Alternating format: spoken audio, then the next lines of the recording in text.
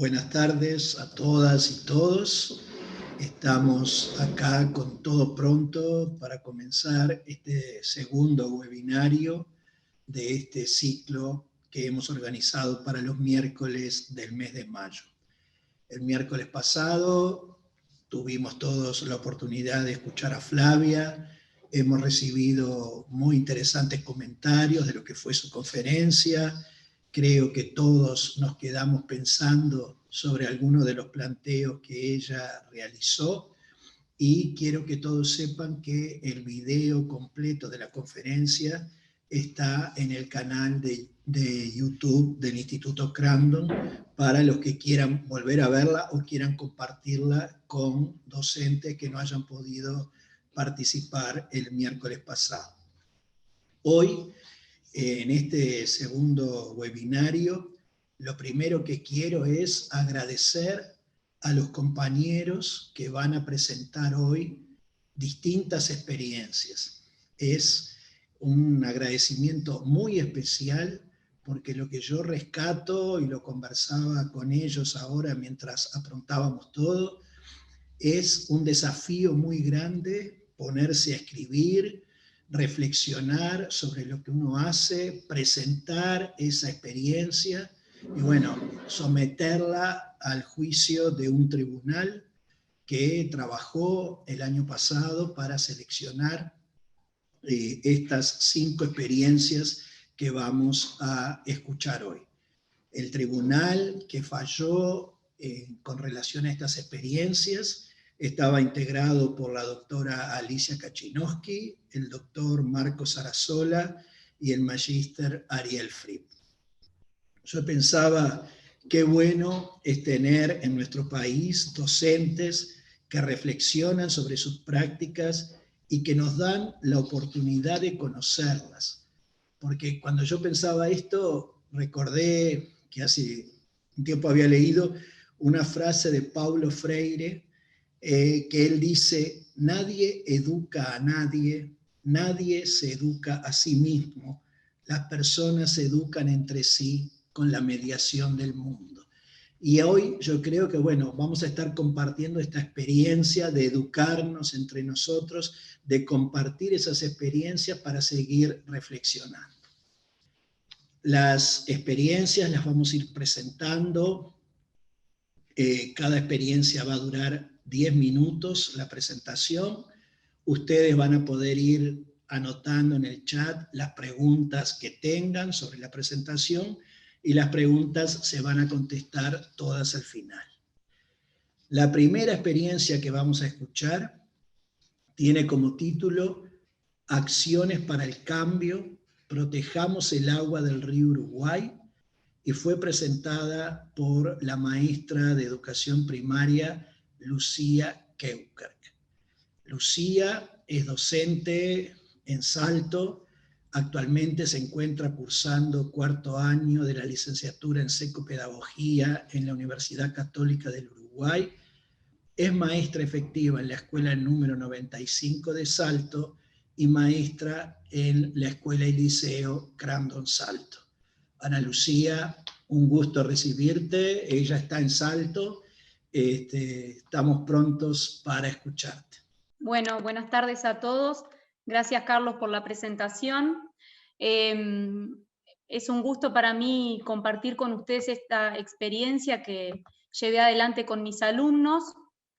Les voy a compartir una breve presentación para que quede más claro lo que les estoy compartiendo en este momento. El trabajo que yo realicé con los chiquilines se llama Accionemos el Cambio, protejamos el agua del río Uruguay. Es un proyecto de trabajo que tiene sus bases fundantes en lo que es el aprendizaje basado en proyectos. Tiene como eje central el tema del medio ambiente. A partir de allí, justamente lo que se apunta es a formar alumnos ciudadanos de este mundo con conciencia de cuidado del medio ambiente, donde es fundamental la participación social. Se realizó el abordaje de este proyecto vinculándolo con los contenidos curriculares de cada grado. Este trabajo yo lo inicié en el año 2019, cuando los alumnos estaban cursando 5º año. Lo continuamos el año pasado, en el 2020, yo pasé con ellos de quinto a sexto, fui también maestra de ellos en sexto año, entonces lo abordamos desde los contenidos de curriculares de cada año también. Lo que se apuntaba era justamente a mitigar, reducir el impacto que tiene la acción humana en el medio ambiente. Todo comenzó cuando realizamos una visita, una salida didáctica al Parque del Lago de Salto Grande en el mes de abril del 2019, enmarcada esta visita en un trabajo que estábamos realizando en torno al tema de la biodiversidad, de los ecosistemas. Allí los chiquilines observaron a orillas del lago de Salto Grande que habían unas formaciones de color verdoso. Algunos estaban en conocimiento de que estas estructuras eran cianobacterias, otros alumnos no tenían este conocimiento. Entonces, bueno, esta curiosidad la trasladamos al aula, comenzamos a investigar, comenzamos a ver en qué consistían estos organismos, qué eran, dónde los podíamos encontrar, y a partir de allí definimos una pregunta que fue la que guió nuestro trabajo de investigación. Esta pregunta que les presento aquí: ¿por qué se encuentran cianobacterias en el lago de Salto Grande? A partir de esta pregunta definimos objetivos que iban a delinear nuestro accionar en este proyecto. Como objetivo general, apuntamos a concientizar sobre el impacto de las actividades humanas en la proliferación de estos organismos, enmarcado nuestro trabajo en lo que es el lago de Salto Grande, y como objetivos específicos apuntamos a identificar las causas directas que se vinculan con las floraciones de estos organismos, a reconocer la influencia que tiene la actividad humana también en este fenómeno, y finalmente a definir ciertas líneas de acción que se puedan usar como medidas de prevención para la aparición y la floración en sí de las cianobacterias en el lago de Salto Grande. Una vez definidos los objetivos, pasamos a lo que es la recogida y la búsqueda de información. En este momento recurrimos al análisis de distintos artículos científicos sobre el tema. Algunos artículos eran traídos por los alumnos a clase, otros artículos fueron brindados por mí desde mi rol como docente. Pudimos ver que estos organismos se pueden encontrar en distintos ecosistemas, no solamente en ambientes que son similares a los que tenemos aquí, de clima cálido. Entonces vimos que también están presentes en otros lugares. Vimos también que tiene gran influencia en lo que es la proliferación de las cianobacterias, las actividades productivas de tipo agropecuario. ¿Por qué ocurre esto?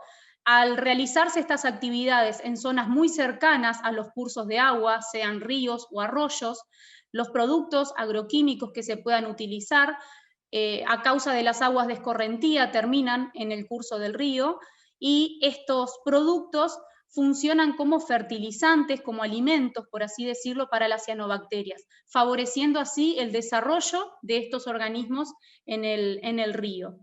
Vimos también que hay, en otras partes del mundo este tema ya está muy tratado, e inclusive se han implementado medidas para tratar de controlar la situación. Por ejemplo, en Papúa Nueva Guinea vimos que hay un tratado donde las actividades agropecuarias, las plantaciones, por ejemplo, puntualmente se tienen que realizar a una distancia no menor de 50 metros de los cursos de agua, y que también es necesario que exista una zona ribereña a los ríos, a los cursos de agua, que consista en plantaciones de árboles cuyas raíces van a funcionar como una especie de esponja, por así decirlo, que van a absorber los fertilizantes que llegarían al río. Buscamos también muchas noticias, leímos que este fenómeno está presente en distintas partes del mundo. Recurrimos a herramientas virtuales como por ejemplo Google Maps, donde vimos justamente imágenes satelitales de la zona norte del embalse de Salto Grande, donde está muy presente las plantaciones a una distancia muy cercana al río Uruguay. Y también tuvimos una instancia de entrevistas con expertos técnicos de la Comisión Técnica Mixta de Salto Grande, que nos brindaron valiosos aportes para nuestra investigación. Aquí les muestro algunas imágenes lo que fue la visita a la represa de Salto Grande y la charla que tuvimos con los técnicos, en la instancia que tuvimos de observación microscópica en el laboratorio de allí, de CTM, algunas imágenes de los chiquilines cuando estábamos realizando la observación de Google Maps. Estos alumnos hoy en día están cursando primero de liceo ya.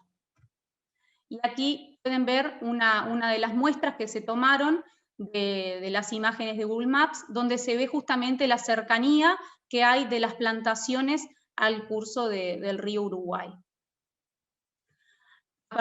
Y acá también tienen algunas imágenes de lo que pudimos analizar a partir de una comparación del contraste de lo que ha sido la evolución de las actividades agropecuarias en la zona norte del país, puntualmente porque recordemos que nuestro proyecto se ubica en lo que es el embalse de Salto Grande, entonces por eso nos centramos en la zona norte. Desde el mapa 1 hasta el mapa 3 se puede ver que notoriamente aumentó la cantidad, la distribución, la variedad de actividades agropecuarias que se realizan en esa región del país.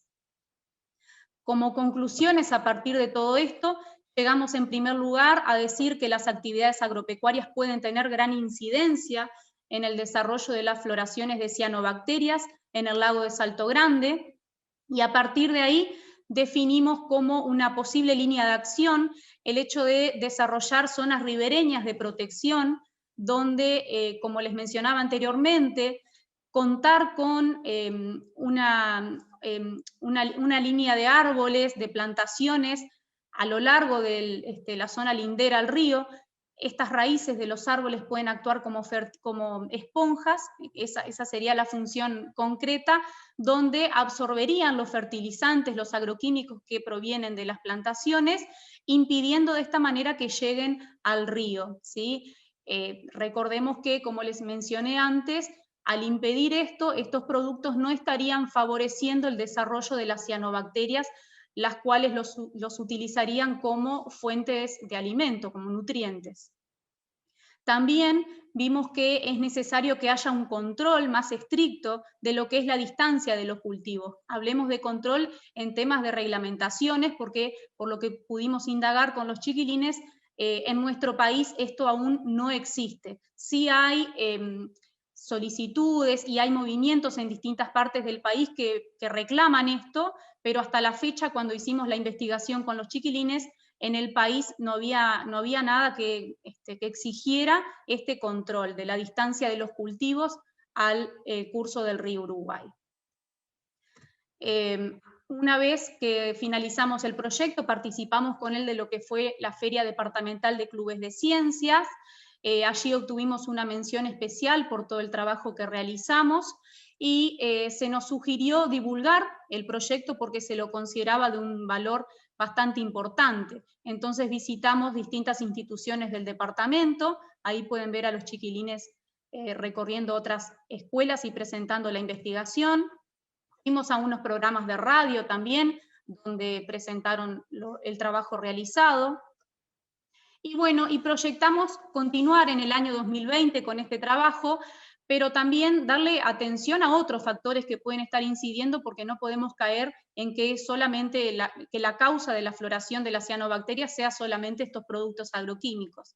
También contábamos con la colaboración de CTM, la Comisión Técnica Mixta de Salto Grande, quienes también nos iban a ayudar a implementar las medidas prácticas que fueron definidas a partir de este proyecto, ¿no?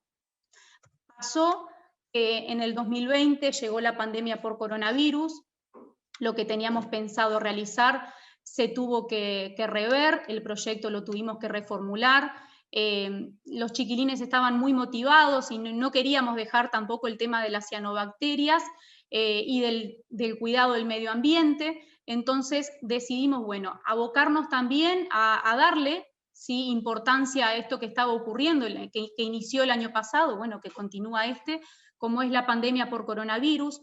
Tuvimos algunos encuentros con técnicos, con médicos, y a partir de estos encuentros pudimos ver que la pandemia por coronavirus puede ser considerado un problema ambiental, que era el eje de nuestro trabajo, los problemas ambientales. ¿Por qué considerado como un problema ambiental? Como bien sabemos, esta pandemia lo que hace es afectar los valores, lo social, lo económico. Entonces, bueno, decidimos atenderlo por ese lado también, y que es importante atenderlo y no dejar de lado los otros problemas ambientales que están presentes desde hace tanto tiempo.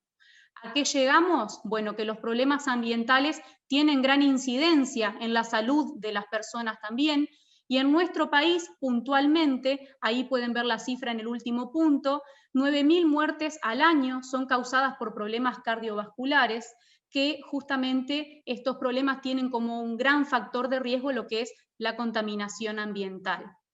Con todo esto, para cerrar la presentación, quiero concluir que tenemos que seguir trabajando con los problemas ambientales que están presentes. Como docentes, está en nuestro rol el seguir formando ciudadanos con conciencia de cuidado del medio, más allá de que surjan otros problemas que urgen atención. El tema del cuidado del medio ambiente es fundamental y lo tenemos que seguir fomentando desde nuestras aulas. Para terminar, muchas gracias y bueno, quedo atenta a las preguntas que deseen plantear. Muy bien, Ana Lucía, muchísimas gracias por tu presentación y por el trabajo que has realizado con tus alumnos. Gracias, A continuación, escucharemos la segunda experiencia, Hacer Ciencia, un diseño protagónico de la interdisciplina. Esta experiencia fue presentada por 4 docentes, de los cuales solo 2 hoy nos estarán acompañando debido al problema, ¿verdad?, de la pandemia, que no podemos estar muchas personas juntas cuando no somos de la misma burbuja. Los profesores que presentaron esta experiencia son Inés Pena, que es profesora de química, egresada del IPA, tiene un diploma en evaluación de aprendizaje de la Universidad Católica, un diploma superior en constructivismo y educación de Flaxo, diploma superior en enseñanza de las ciencias de Flaxo, especialista en docencia de educación media de la Universidad CLAE, y está cursando la maestría en docencia de educación media también de la Universidad CLAE. Ignacio Silveira, que hoy nos acompaña, es profesor de inglés de la Alianza, tiene una certificación en Ciencias Sociales de la UDELAR y es estudiante avanzado de la licenciatura en Desarrollo de la Universidad de la República. Actualmente se desempeña como docente de inglés en bachillerato en el Colegio Maristas, es team teacher en inicial y primaria, articulador de proyectos en la usina de aprendizaje de secundaria de los Maristas y docente de teoría del conocimiento en el Colegio St. Brendan's.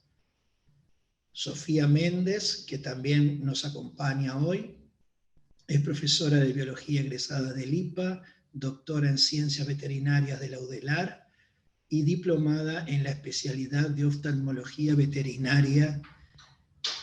Actualmente es docente de biología en bachillerato en el Colegio Zorrilla Maristas, es docente de biología de bachillerato en enseñanza secundaria en el Liceo número 9 y también acompaña esta faceta docente como asesora de ventas para veterinarias en la empresa CanCat, Sociedad de Responsabilidad Limitada. Mara Pereira, que es la 4ª integrante de este equipo, es docente de comunicación visual, dibujo, egresada del IPA, tiene formación en el Instituto Nacional de Bellas Artes y actualmente se desempeña como docente de educación visual y plástica en ciclo básico y bachillerato en el Liceo Juan Zorrilla de San Martín de los Hermanos Maristas. En ambos ciclos forma parte de los equipos docentes interdisciplinarios que desarrollan aprendizajes basados en proyectos. Docente de educación visual y plástica en bachillerato en enseñanza secundaria en el Liceo número 12. Los escuchamos entonces, Ignacio y Sofía. Bueno, buenas tardes. Mi nombre es Sofía, soy una de las docentes, como Carlos ya nos presentó. ¿Ya compartiste pantalla? Vamos a presentar nuestro proyecto. Bien, que se denomina Hacer Ciencia, como ya presentaron, hacia un diseño protagónico de la interdisciplina.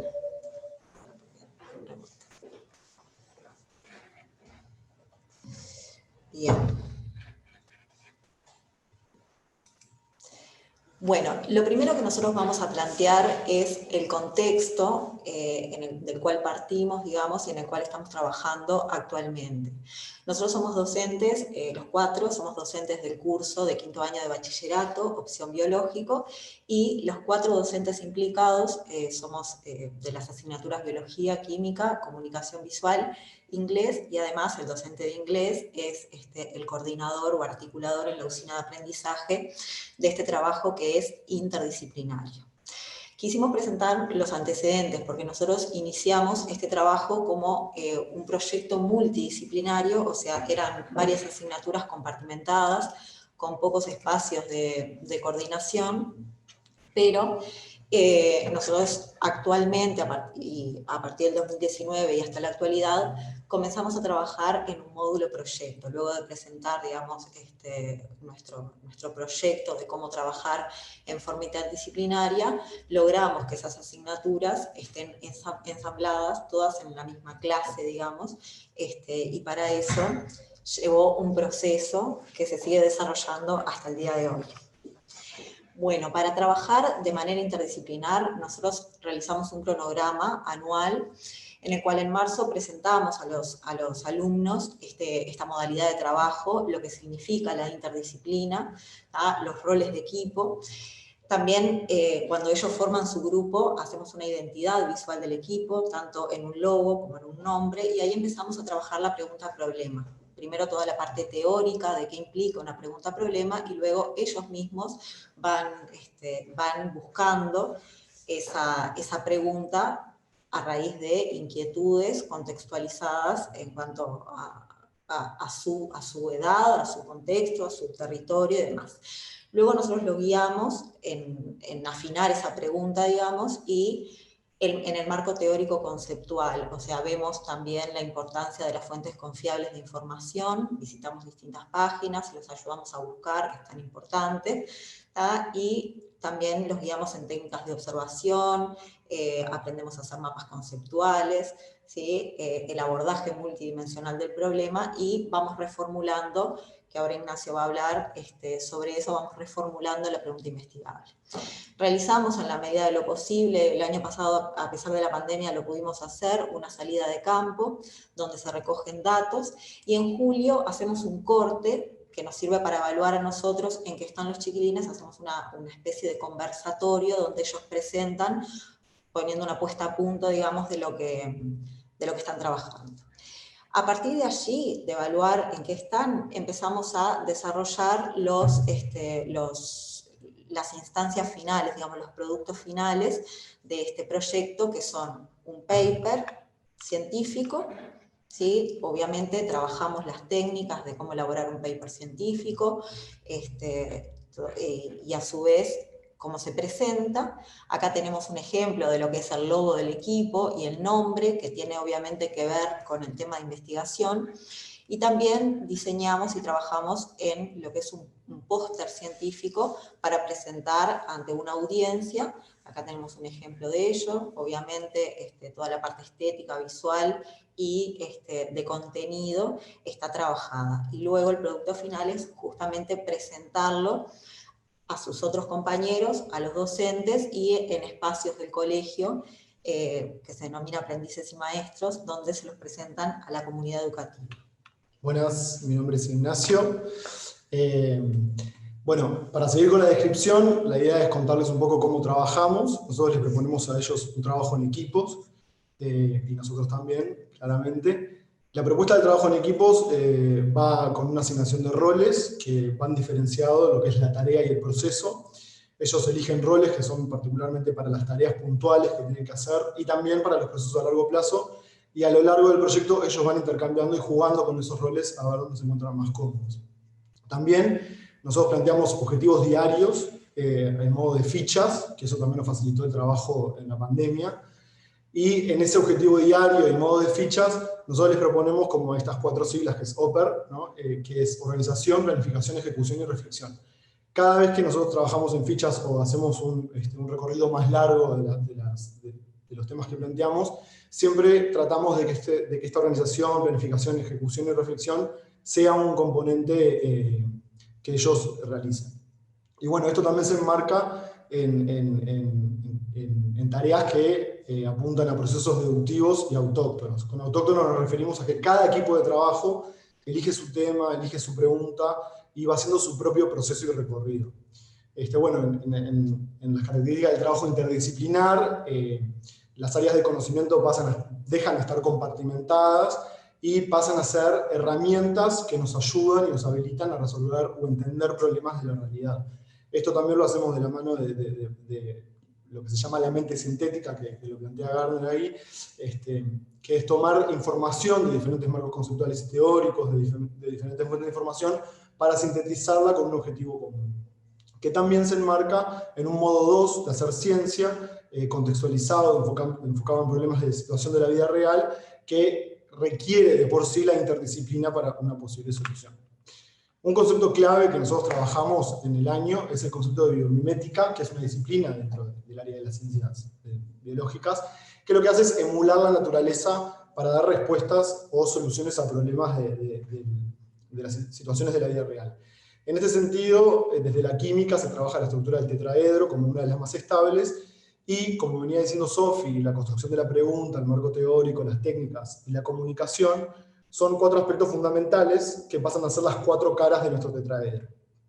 Y ellos construyen un tetraedro, que acá tenemos una foto, en el cual ellos lo que hacen, o sea, el tetraedro se usa para trabajar los aspectos metodológicos, que se hacen durante todo el año. Que esos aspectos metodológicos tienen 3 conceptos claves, que son la vigilancia epistemológica, eso de estar en constante revisión, de que las caras sean congruentes entre sí. Si me cambia mi pregunta, cambia mi marco teórico, conceptual. Si encuentro un marco teórico conceptual nuevo, mi pregunta la tengo que definir. El concepto de comunicabilidad, ¿a quién le comunico? ¿Quién es el emisor o el receptor? ¿Estoy usando las palabras correctas, la infografía correcta? Etcétera. Y el de ruptura epistemológica, que nosotros tratamos que en este periodo preuniversitario ellos rompan con un lenguaje más escolar o más del sentido común y se empiecen a encontrar con un lenguaje más definido, conceptualizado y con más cuerpo, por así decirlo. Bueno, esto es en relación al equipo docente, y es como para reflexionar sobre nuestra tarea. Lo voy a mencionar por arriba, si tienen preguntas, encantados de responderlas. Esto implica una acción-reflexión constante, el trabajo en equipo entre nosotros.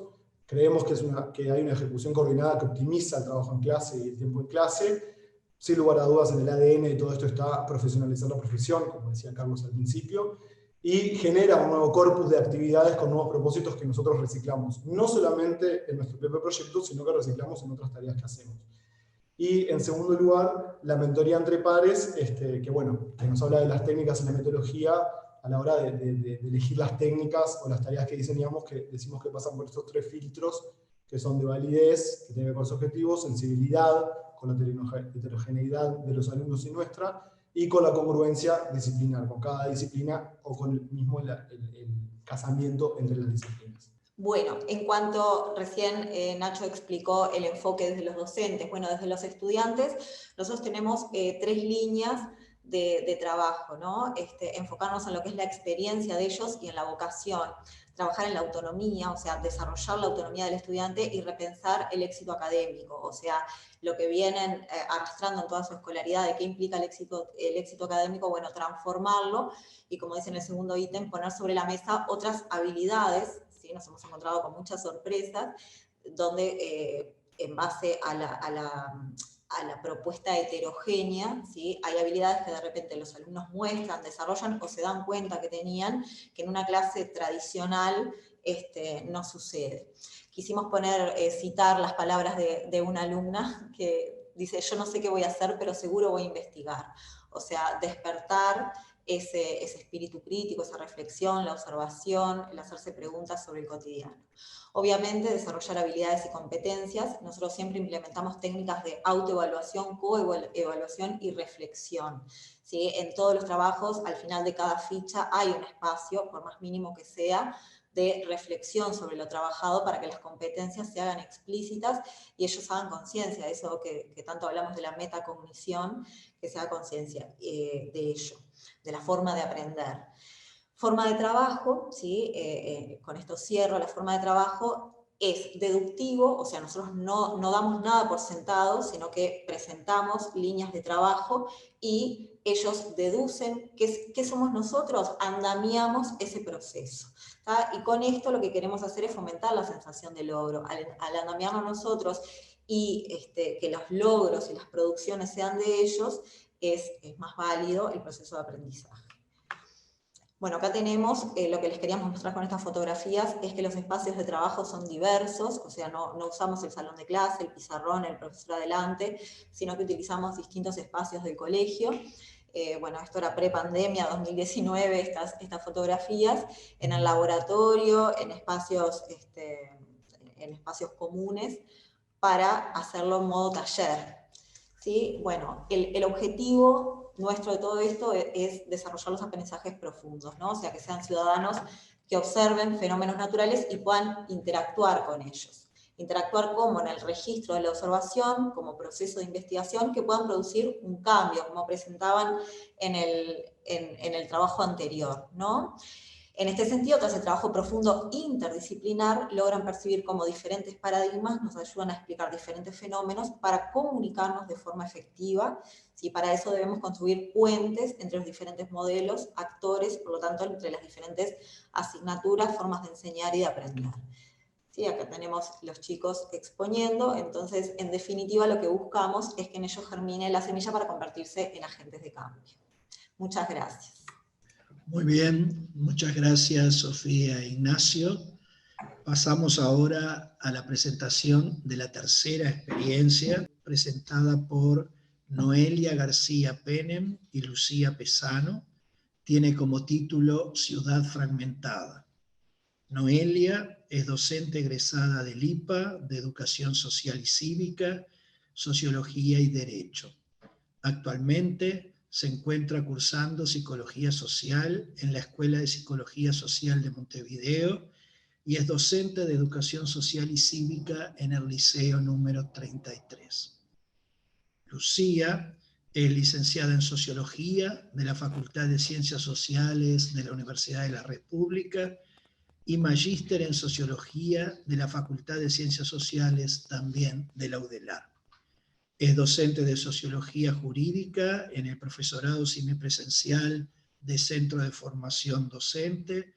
Es docente de Metodología de la Investigación en la UTU, el Consejo de Educación Técnico Profesional, en la Escuela Técnica de Solimar, Canelones, y Escuela Técnica Hermenegildo Sabat. También se desempeña como docente de Sociología y Educación Ciudadana en el Colegio Jesús María. Noelia y Lucía, las invitamos a hacer su presentación.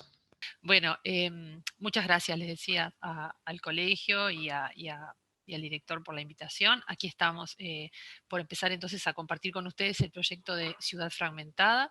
Es un proyecto que fue planteado y planificado para quinto año humanístico del Colegio Jesús María, de forma transversal entre educación ciudadana y sociología. Y es un proyecto que surgió, ahora les vamos a contar un poquito la idea, pero también fomentando un poco el aprendizaje basado en proyectos. La idea es trabajar juntas para ir encontrando un mecanismo de incorporar los conocimientos que vamos teniendo. Un segundito que no estoy pudiendo pasar la presentación. Ahora sí. Bien. Lo primero que queremos compartir con ustedes fueron un poco los disparadores, ¿no? Los disparadores de este proyecto. Por un lado teníamos el interés de construir en forma colectiva entre las dos disciplinas, ¿no? Sabiendo que ambos cursos iban a verse beneficiados por un análisis complementario y por un análisis compartido de todo lo que fuera lo social. Por otro lado, estaba una constatación que fuimos un poco verificando en el aula, ¿no? Que fueron como apareciendo emergentes en ambas disciplinas, en la cual fuimos como constatando cierta fragmentación, de ahí el nombre del proyecto también, ¿no? De Ciudad Fragmentada, fuimos como verificando cierta fragmentación en dos cosas en particular: en el uso del espacio público y en el tejido social, un poco, ¿no? Entendidos ambos conceptos como elementos centrales en realidad para la correcta administración de conflictos sociales y para la gestión integral de derechos de ciudadanía. fuimos viendo cómo emergían en diferentes momentos de ambos cursos, en realidad, comentarios, preocupaciones, inquietudes de los chicos que estaban evidenciando lo que nosotros fuimos interpretando un poco como esta fragmentación, ¿no? Y dijimos, bueno, vamos a ver un poco de dónde viene todo esto, qué significa para ellos. Empezaron a comentarnos como desconocimientos vinculados con el espacio público, cierto resquebrajamiento de ese relacionamiento habitual que tenemos las personas cuando compartimos el espacio y la misma ciudad. Y dijimos, bueno, acá hay algo para trabajar desde ambas disciplinas, ¿no? Bien, ¿qué objetivos nos planteamos ambas disciplinas? Podríamos decir que tenemos un poco dos objetivos más puramente académicos y teóricos, y otros dos objetivos que tienen más que ver con el hacer, ¿no? Con la parte más metodológica del asunto. Empezamos entonces desde la sociología, como queriendo fortalecer y profundizar un poco en los chicos lo que es la perspectiva sociológica, ¿no? Este concepto eh, tan conocido en este momento y tan usado en todo lo que es la sociología contemporánea, que tiene que ver con justamente esta cosa de identificar patrones de conducta, de identificar qué es lo que hay de social en todas esas conductas que nosotros creemos a veces individuales, ¿no? Problematizar un poco la vida cotidiana, hacer que esas cosas que han perdido un poco en nosotros, despertar la capacidad de asombro, bueno, recuperar un poco todo eso, fortalecer entonces ese pensamiento crítico, ¿no? Visualizando y problematizando la vida cotidiana a través de este concepto muy trabajado por Macionis y Blumer, que tiene que ver con la perspectiva sociológica. Después teníamos un segundo punto, teórico también, que era trabajar un poco dos conceptos, el de ciudadanía activa de Schelling, de Elizabeth Schelling, y el de gobernanza, ¿no? Entendiendo por ciudadanía activa esa ciudadanía en la cual las personas y los individuos reconocen formar parte de un todo y de un colectivo, y reconocen la necesidad y se reconocen a sí mismos en la necesidad de cuidar el colectivo y de cuidar los logros de ese colectivo y de esa comunidad, ¿no? Entonces, a la vez tenemos esa participación en ese bien común, en el cuidado de ese bien común y de esos logros comunitarios, y también en paralelo es una forma de ciudadanía que me ayuda a mí a construir, a diferenciarme, a construir a través de la gestión de las diferencias para poder participar de forma complementaria de ese colectivo, ¿no? Esa ciudadanía activa era un concepto que nosotros queríamos trabajar con ellos, y también el concepto de gobernanza como que, bueno, como la construcción de una forma de gobierno en red, ¿no? Con diferentes niveles de compromiso, con diferentes niveles de involucramiento, de acuerdo al lugar en el que cada uno se encuentra, al lugar que cada uno desarrolla su rol, como una forma también de entender, bueno, esa gobernanza en red como una división de tareas, como una multiplicidad de roles que trabajan desde distintos lugares, ¿no? Siempre apuntando a esta cosa del compromiso por el bien común.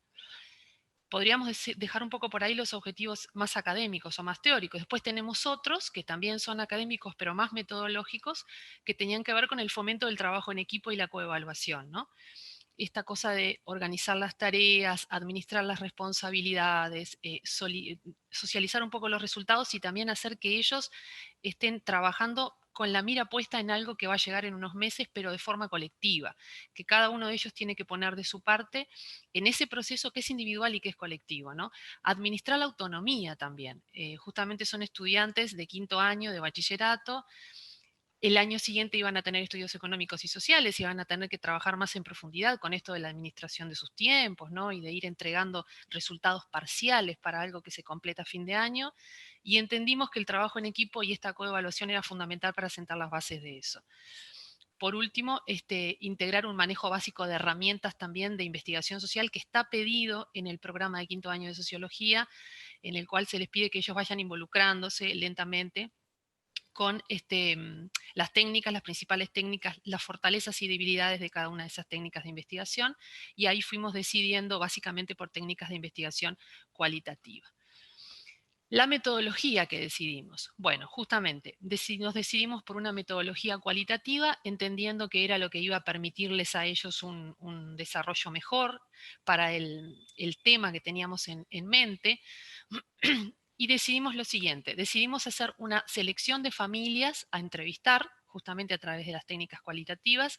Esa selección de familias se realizó haciendo un listado de familias voluntarias entre las familias de los estudiantes que teníamos en el aula, y el criterio de selección fue que cada familia se le iba a adjudicar a un grupo de 3 estudiantes. La condición necesaria era que tenía que haber un parentesco de consanguineidad entre las 3 generaciones que se iban a entrevistar, y que además esas 3 generaciones tenían que compartir el mismo género, ¿no? Tenían que ser o varones los 3 o mujeres los 3, entendiendo que todo esto lo fuimos como compartiendo con ellos y lo fuimos construyendo juntos, ¿no? Entendiendo que justamente el uso del espacio público, sobre todo para las generaciones más grandes, era un uso diferente al de entre varones y mujeres, por ejemplo. Entonces, bueno, una familia cada 3 estudiantes, con el mismo sexo los tres integrantes, y con línea de consanguineidad.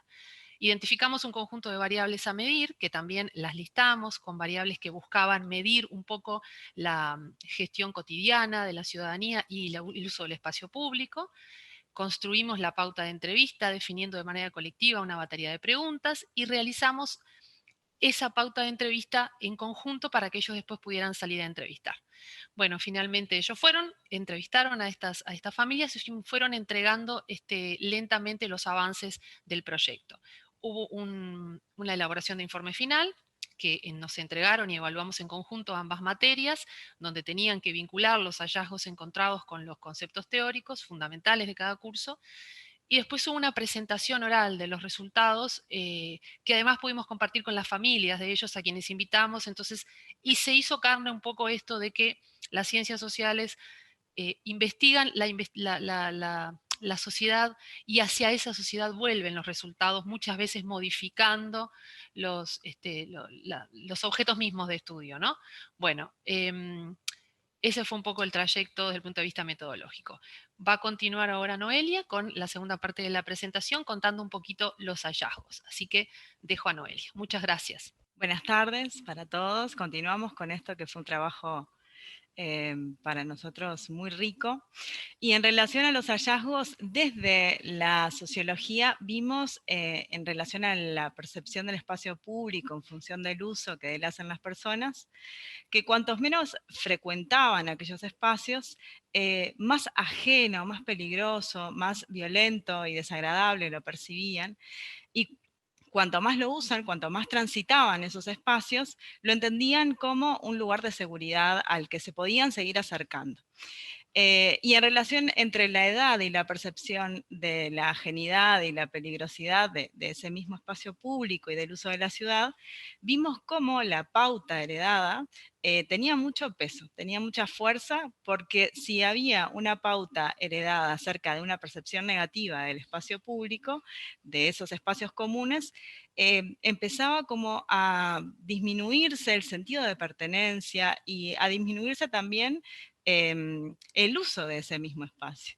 Entonces entendían, quizá las generaciones más nuevas, que no había que transitar por ahí, que podía llegar a ser peligroso, y si no transitaban, probablemente tampoco quisieran influir en ese uso del espacio público, en la ciudad y bueno, en esas áreas. Volvemos entonces a esto que decíamos de la pauta de la percepción fuertemente heredada. Cuando las generaciones mayores percibían ese espacio como negativo, entonces no lo utilizaban, pero lo bueno de esto es que cuando entendían que había un espacio común en el cual se podían transitar, las generaciones más jóvenes entendían que podían utilizar el transporte colectivo, utilizar los espacios de recreación, y bueno, y no tenían ciertos temores, ¿no? Desde la educación ciudadana vimos un involucramiento diverso de las familias entrevistadas en relación a ese espacio público, que estaba asociado a una mayor o menor medida en la participación activa de los distintos ámbitos. Por ejemplo, cuando se concebía que ese espacio generaba comodidad, las familias podían participar en él y promovían la participación y el sentimiento de pertenencia y la construcción a esa comunidad. Y por otro lado, se registra una concepción de ciudadanía distinta a nivel intergeneracional. Por ejemplo, las generaciones adultas entendían el concepto de ciudadanía activa, como lo venimos trabajando, como el sinónimo de votar. Y lo que sucedía era que lo entendían y lo participaban como si fuese una obligación, entendiéndolo también como que si no participaban iban a recibir una sanción. Sin embargo, las generaciones más jóvenes comprendían que ese era un espacio para disfrutar de esos derechos. Entonces lo entendían también como el espacio en donde podían construir ciudadanía. En relación a los aprendizajes que nosotros evaluamos, tanto de nuestros estudiantes como de nosotras mismas, vimos en los chiquilines una gran disposición y una responsabilidad y compromiso con la entrega de los trabajos, cómo se comprometieron ellos con la tarea, la manera en la que defendieron su proyecto, cómo se apropiaron de los contenidos. Invitamos a las familias también para que puedan participar, entonces ellos devolvieron toda su investigación hacia las familias. También cómo pudieron observar esas prácticas de la ciudadanía activa, identificando y asumiendo el nivel de participación personal que había dentro de las familias, y también las prácticas habituales que ellos tenían en cuanto al uso del espacio público. La mayoría de los chiquilines entendió que quizá por esa pauta heredada no estaban haciendo el uso que correspondía del espacio público por ciertos temores que venían de generación en generación. Entonces, invitarlos a pensarse en este espacio, invitarlos a ver en qué medida existe la confianza del uso del espacio público y ver qué injerencia pueden tener los adolescentes, ellos repensaron sus prácticas y algunos de ellos hasta la modificaron. Y desde nosotras mismas, bueno, nos gustaría profundizar y mejorar este proceso de evaluación, como compartían también nuestros compañeros anteriores, con todo lo que tiene que ver con la autoevaluación, con la coevaluación, con los grupos de trabajo, y también el deseo de poder seguir trabajando esto en un contexto que va a ser muy diferente, dado que esta tarea nosotros la realizamos en el 2019, y lógicamente se ve afectado el uso del espacio público y la construcción de la ciudadanía. Y queremos terminar con una frase de una autora que trabajamos durante todo el proyecto, que es Elizabeth Chelin, donde dice que el espacio público desde este planteamiento es el lugar de la expresión pública, del interés común, donde el ser humano busca los lazos compartidos, pero también la diferenciación que le permite pensarse en su devenir, y como planteaba mi compañera hoy, en esto de poder construir una ciudadanía activa que promueva una gobernanza donde hayan equilibrios en todos y con todos los actores sociales, y comprender también que la ciudadanía es este devenir constante de construcción y cambio. Muchas gracias. Muchas gracias, Noelia y Lucía. Pasamos entonces ahora a la cuarta presentación. Es sobre violencia simbólica de género, ¿de qué lado estás? Este es el título de la ponencia y la presenta la profesora Martina Fernández. Martina es profesora de inglés, egresada del Instituto de Profesores Artigas, maestranda en Ciencias Humanas en la Facultad de Humanidades y Ciencias de la Educación de la Universidad de la República. Es docente efectiva del profesorado de inglés en el Centro Regional de Profesores del Centro y el Instituto de Profesores Artigas. Se desempeña además como profesora de inglés en secundaria desde el año 2012. En 2017 fue seleccionada por el Departamento de Estado de los Estados Unidos para cursar estudios de educación y género en Bowling Green State University. Desde entonces enmarca su práctica docente en la educación en derechos humanos, con especial énfasis en género. En 2019 participó como docente invitada en clases de grado en la Universidad de Massachusetts, en Estados Unidos, y en la Facultad de Humanidades y Ciencias de la Educación de la UDELAR. Además, ha dictado conferencias y talleres en varios eventos académicos, entre los que se destaca el Teacher Conference del año 2019 en Camboya. Fue corresponsable del proyecto financiado por la Embajada de Estados Unidos en Uruguay, titulado Media Literacy to Convert a Gender-Biased Society, y es coautora del libro 8 Pasos hacia la Transformación un modelo de educación en género. Martina, todos queremos conocer tu experiencia. Buenas tardes, ¿qué tal? Bueno, primero que nada quiero agradecer a la organización, no sé si capaz que puedo bajar un poquito, ahí está. Agradecer a la organización de estos webinarios por darme el espacio para poder compartir nuestro proyecto y también a todas las personas que nos están acompañando desde sus casas, que sabemos que no es un momento fácil y bueno, aún así se hicieron el tiempito. Como recién decía Carlos entonces, mi presentación trata sobre violencia simbólica de género que incluye el uso del lenguaje.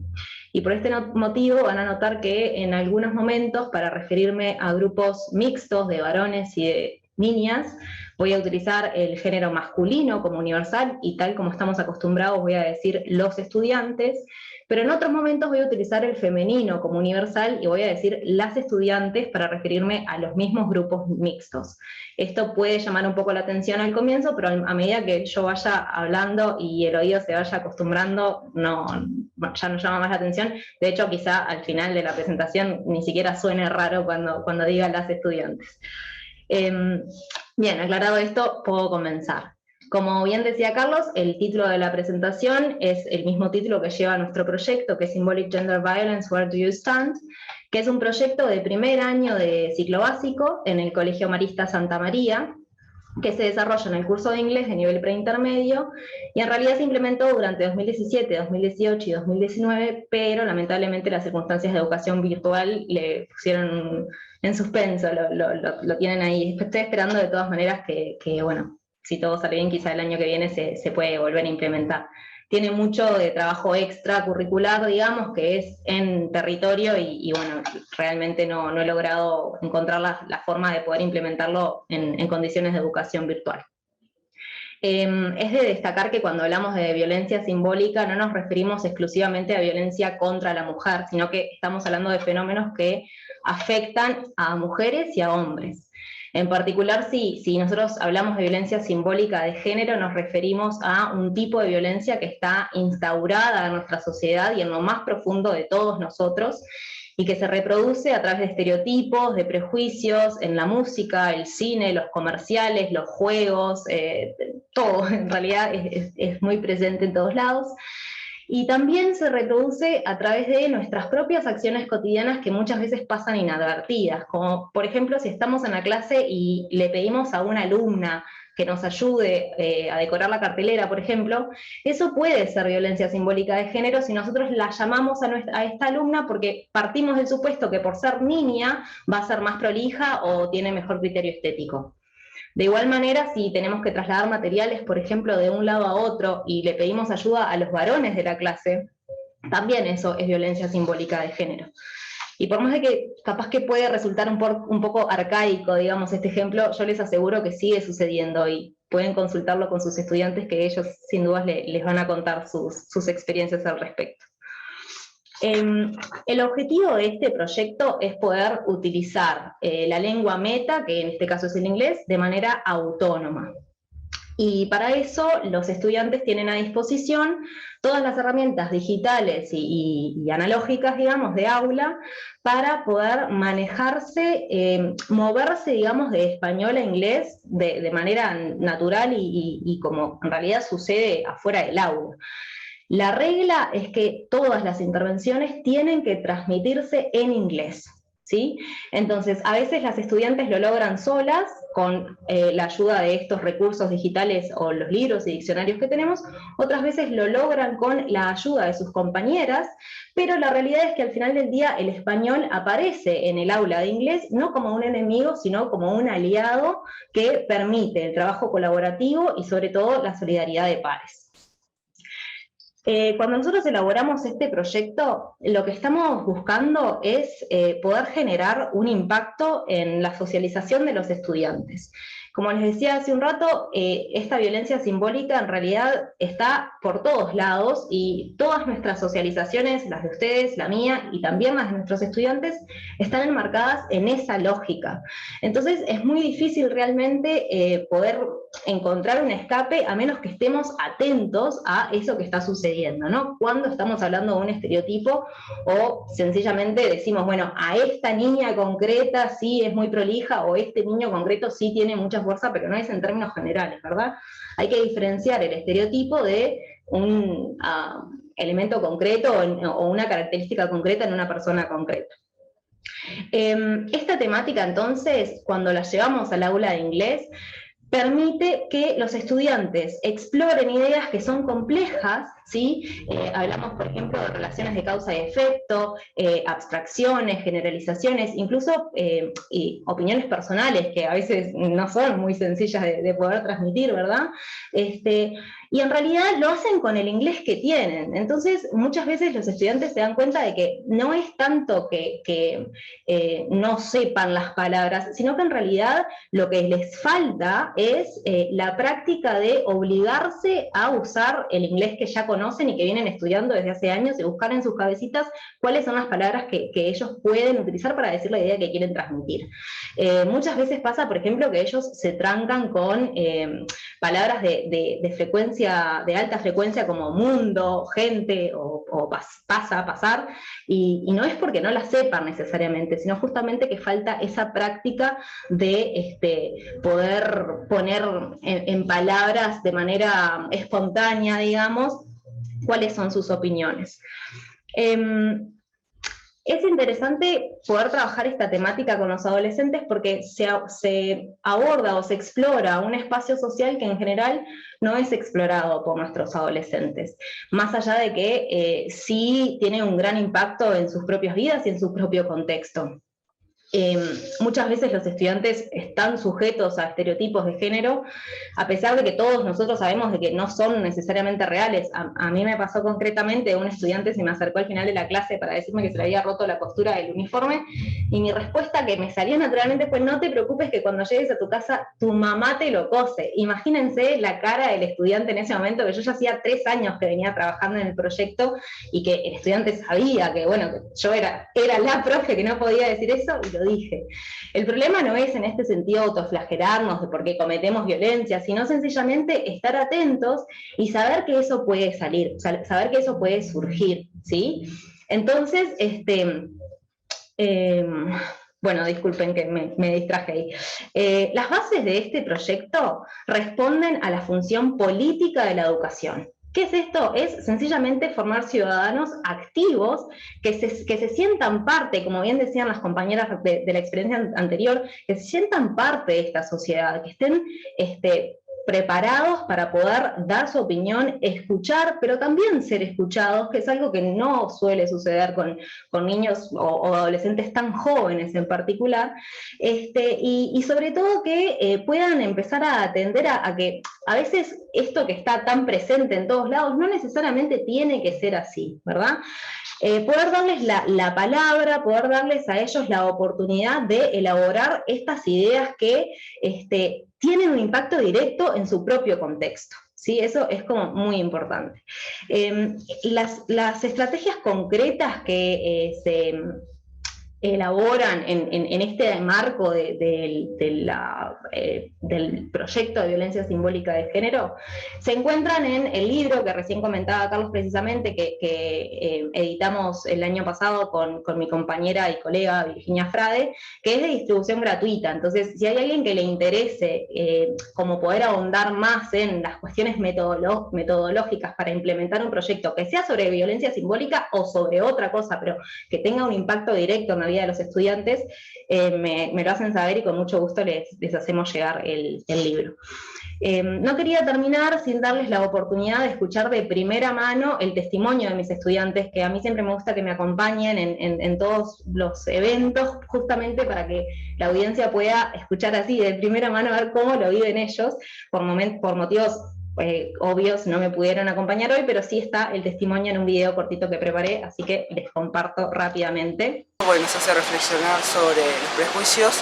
Un poco íbamos diciendo: oh, mira, teacher, esto es symbolic gender violence, lo vemos en la calle, y realmente es algo que pasa muy seguido.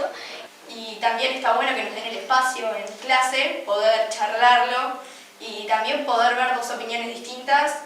Me ayudó a intentar cambiar muchas opiniones que que yo tenía, que una vez que vimos la violencia, en este caso es de género, es más fácil de notar en otros lugares. Una vez que conocimos la violencia y la opresión y cómo nos sentimos y todo lo demás, es más fácil de notar en otros tipos de violencia. Sea por la atracción sexual, por el color de piel, por el cuerpo o por lo que sea. Y que son cosas también importantes, igual de importantes que la violencia de género. Es que es un cambio muy personal y es un cambio muy interno, de que vos empezás a ver las cosas desde otro punto de vista y creo que todos tuvimos comentarios o cosas que también son violencia simbólica de género y el cambio también va muy personalmente por eso y intentar cambiarlo, porque hasta el día de hoy a veces yo personalmente hago comentarios y está bueno volverlos a plantear y con este proyecto a mí me ayudó mucho a poder visibilizar el error que tenía y poder superarme también a lo personal. Y bueno, que lo más importante es que cuando lo vemos, de no quedarnos callados, de hacer la diferencia, de ayudar. Y bueno, queremos seguir cambiando más todo lo que...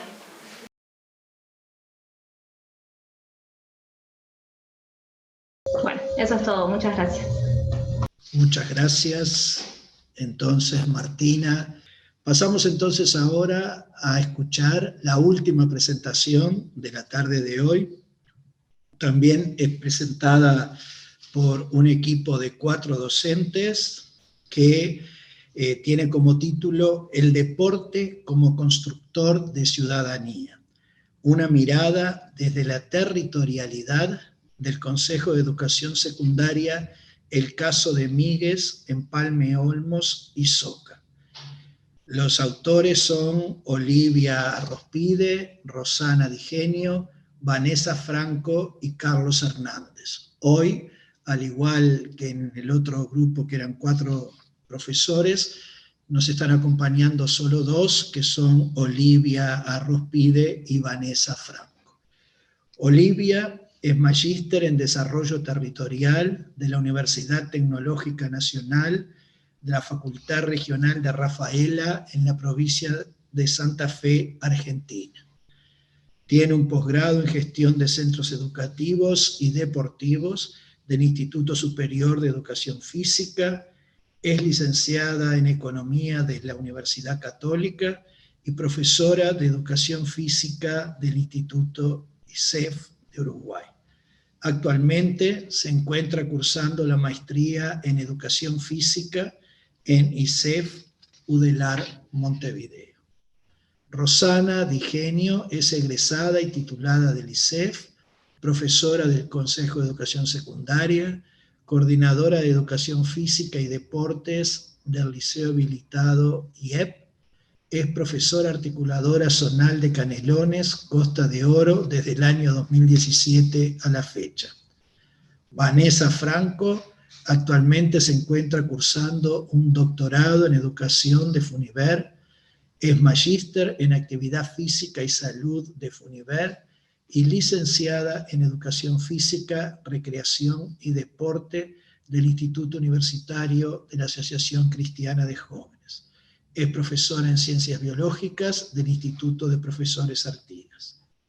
Carlos Hernández es profesor en Educación Física del ISEF, técnico de fútbol también en ISEF, posgrado en Preparación Física del ISEF y posgrado en Gestión de Centros Deportivos y Educativos en ISEF. Las escuchamos entonces, Olivia y Vanessa. Bueno, buenas tardes para todos. Nosotros vamos, muchas gracias a todas las presentaciones anteriores, vamos con el tema del deporte como constructor de ciudadanía, una mirada desde la territorialidad, de educación secundaria, el caso de las localidades de Míguez, Montes, Empalme Olmos y Soca, todas en el departamento de Canelones. Los autores, no quiero abundar mucho, simplemente decir que los 4 somos profesores articuladores zonales, en Canelones, en el departamento de Canelones, lo que sería la educación secundaria de ANEP. Bien, este trabajo sobre todo se complementa en los años 2018 y 2019, que bueno, en el 2020 se nos cortó. El objetivo de nuestro trabajo fue contribuir al análisis y a la reflexión de las prácticas deportivas en los liceos públicos de Canelones como constructores de ciudadanía, Y para este propósito nosotros hacemos un análisis de lo que es el programa Juegos Deportivos Nacionales en los liceos en estas 4 localidades. Hablando de lo que serían los objetivos específicos, queremos ver cuál es el impacto de este programa territorial en los años 2018-2019 en estos liceos, y a su vez también identificar los saberes que desde esa territorialidad legitiman nuevas construcciones en el concepto del deporte. En esto no quiero ahondar, solamente como fundamentación decir que en este equipo lo que a nosotros nos preocupa es la educación, y hacemos en el trabajo en SIC de investigación un recorrido en lo que sería el siglo pasado y los albores de este siglo, para de alguna manera demostrar que es nuestra preocupación. Para brevemente un estado del arte de este programa. Los Juegos Deportivos Nacionales encuentran como principal antecedente un programa que se llamó Pintó Deporte, que nace en el 2006, se aprueba, el 2007 se implementa a nivel nacional, desde Montevideo, en atletismo, voleibol, luego en el 2008, 2009 se va incorporando el handball, el fútbol, el básquetbol, se amplían para las 3 categorías, y luego en el 2016 pasa a ser gestionada por la Secretaría Nacional de Deportes, con la creación en el 2015, se incorporan nuevos deportes, se amplía, por ejemplo, tenis de mesa, natación, y se incorporan otros actores como son toda la educación media, las ONG, los que son las escuelas municipales y deportivas, y las plazas de deporte. El problema de investigación que nosotros realmente nos planteamos es analizar cómo una política deportiva nacional que surge, ¿no?, en Montevideo, con un enfoque centralista, urbano, de alguna manera encuentra sentido en localidades con población menor a 8.000 habitantes.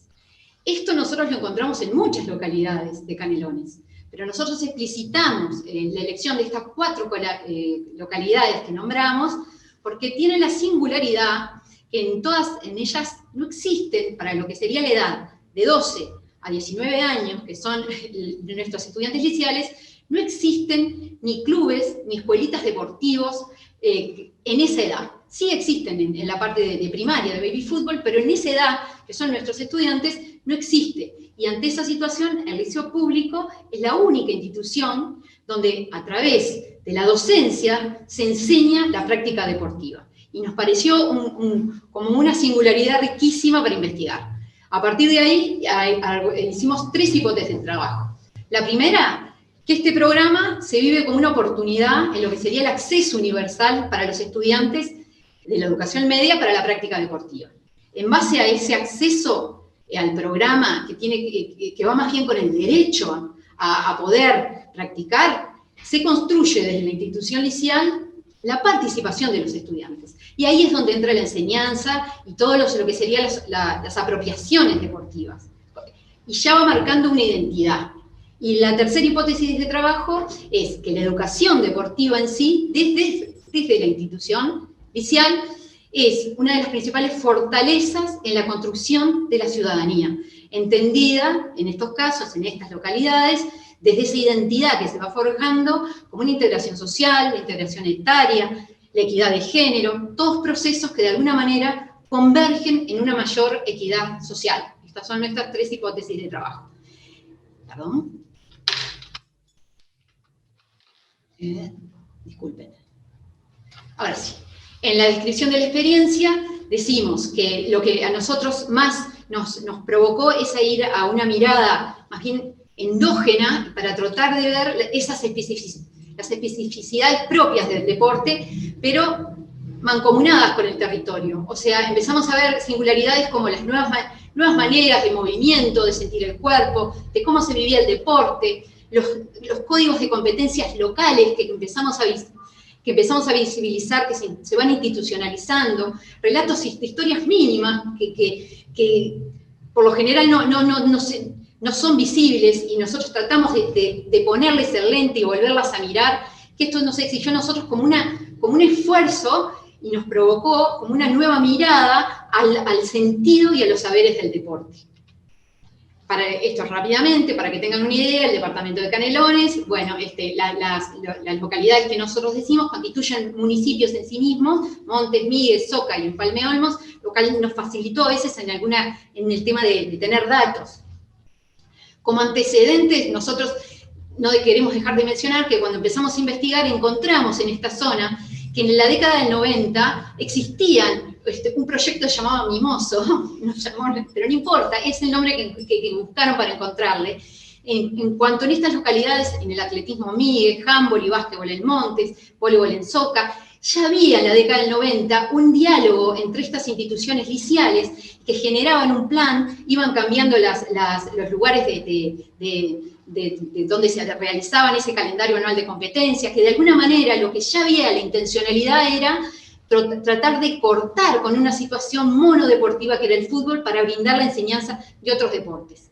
En la metodología de trabajo nosotros hicimos 4 categorías de análisis. El rol de los docentes y la enseñanza, el impacto territorial en estos liceos del programa, la participación de los estudiantes de deporte y género, y cuál es la apropiación y la conceptualización del deporte desde esa mirada territorial. En el rol docente, lo que nosotros más queremos decir era que los liceos asumen un rol significativo en estas localidades porque son los espacios convocantes para las prácticas deportivas a través de la enseñanza, porque es donde se encuentran los docentes, y a su vez es el espacio geográfico, físico, donde los estudiantes van. Esta aclaración es pertinente, nos parece, porque por lo general en todas las situaciones se da al revés. Son otras instituciones como clubes, escuelas deportivas que entran y complementan a la educación deportiva inicial. Acá el proceso es exactamente al revés. Por eso es la singularidad y lo que nos parecía a nosotros lo rico de investigar acá. Solo para tener en cuenta que nosotros hicimos que la participación de los docentes de educación física que trabajaban en estos liceos en el programa era de un 82%, muy alto en cuanto a la participación. Y también encontramos otras singularidades como son, por ejemplo, la construcción a veces de profesores, como nos pasó en el caso de Miguel, con un profesor que ya es jubilado y tiene un valor simbólico de decir, el profesor Beto, uno ya asocia a lo que es el voleibol y todo lo que era la educación deportiva en cuanto al liceo. Esas cosas llamativas y singulares me parece que hacen también al rol docente.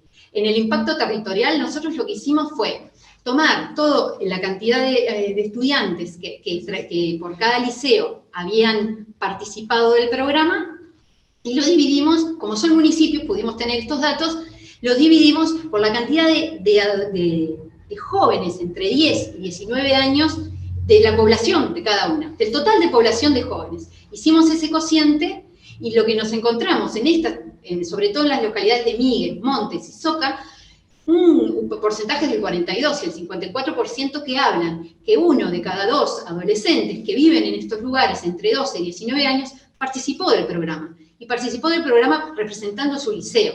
En Empalme Olmos es un poquito más bajo, es de 1 a cada 4, pero igual es un impacto que nos llamó muchísimo la atención y a su vez, lo hicimos para todo Canelones, eran de los impactos más claves. En cuanto a lo que fue el deporte y el género, un poco para seguir a continuación de la compañera que expresó la otra participación, el fútbol sigue liderando, es la que lidera la participación frente a otros deportes, pero encontramos que en estas localidades el voleibol se asemeja mucho, y quizás también tenga que ver toda esa referencia histórica anterior. Se asemeja mucho en participación, y en fútbol, por ejemplo, cuando en una mirada de inclusión de género, vemos que en el fútbol también se asemeja la participación masculina y femenina, incluso en Empalme Olmos, que la participación en fútbol femenina llega a superar incluso la masculina. También tenemos que tener en cuenta que en estos liceos, sobre todo en los 3 primeros, Miguel, Montes y Soca, disculpen, son liceos chiquitos, de menores de 300 estudiantes, y la participación supera los 100. O sea, realmente hay ahí algo rico para mirar. Ojo que en Empalme Olmos también, pero es un liceo un poquito más grande. En cuanto a la conceptualización del deporte, desde esa mirada territorial, nosotros encontramos que la institución educativa pública, en estos casos, y sus docentes se convierten en actores principales. Y a su vez en lo local existe una interinstitucionalidad que posibilita la construcción de una identidad que va creando conciencia cívica. Y a su vez, los debates desde el centro educativo logran trascender lo que sería la discusión de usos del deporte, sino que se enfoca en conceptualizaciones más propias de la práctica, del movimiento, del cuerpo, de la enseñanza, de sus reglas, de la competencia, de lo justo, de lo injusto. O sea, el deporte es como que se vive en su plenitud, no resiste, o sea, no se resiste a su debate y se vuelve visible, nosotros decimos lo invisible, en estos casos. Dos ejemplos de esto, decimos, por un lado el género, cómo es el lugar de visibilidad, y por otro lado la competencia, cómo se tensiona, porque nosotros acá señalamos que a nivel local también se buscan las mejores producciones, o sea, por lo que ese componente de racionalidad que imprime el deporte también está presente, pero acá se habilitan unas discusiones de cuánto pesa el triunfo, cuánto pesa ese triunfo para el estudiante, para el profesor, para lo institucional, cuánto pesa para estas localidades chicas ir a un campeonato nacional, en la primera categoría, ir a un sudamericano. Todo esto se debate y creemos que hace a la conciencia cívica de construcción de ciudadanía. Como reflexiones finales, en un primer nivel de análisis, se tensiona el concepto de deporte con distintos debates, argumentos, como constructor de ciudadanía entendida como la posibilidad de tener opciones y tener la capacidad para elegir libremente. Y nosotros decimos que, o sea, en los adolescentes, en este mundo tan complejo, con tecnologías disruptivas, digitalización, cambio climático, envejecimiento, en estas localidades los flujos migratorios han tenido también un impacto. Creemos que las prácticas deportivas dentro de los liceos generan un espacio real donde se puede trascender un poco a lo que Bourdieu llama el concepto de deportivización, asociado al espectáculo, y trascender para entrar en otro punto. Y no quiere decir que nuestros alumnos no entren al liceo público, por supuesto, como consumidores y como espectadores de deporte. Pero lo que nosotros queremos, como reflexión final, intentamos recuperar las prácticas de esa enseñanza inicial, que en estos casos es el convocante, es el único convocante en esta edad, como un campo genuino de las prácticas y donde las cosas suceden, y es ahí donde suceden, y abordar desde ahí todo lo externo que confiere al deporte. Para cerrar, en un segundo nivel de análisis, la articulación de las instituciones liceales en estas comunidades vemos que genera una convivencia con otras redes interinstitucionales, con lenguajes propios, vínculos profundos, que hacen que programas como los Juegos Deportivos Nacionales, que se impregnan dentro de lo que es la educación media, encuentran rápidamente abono y germinan. Y por último, y acá hacemos sin pecar de una idealización, ¿no?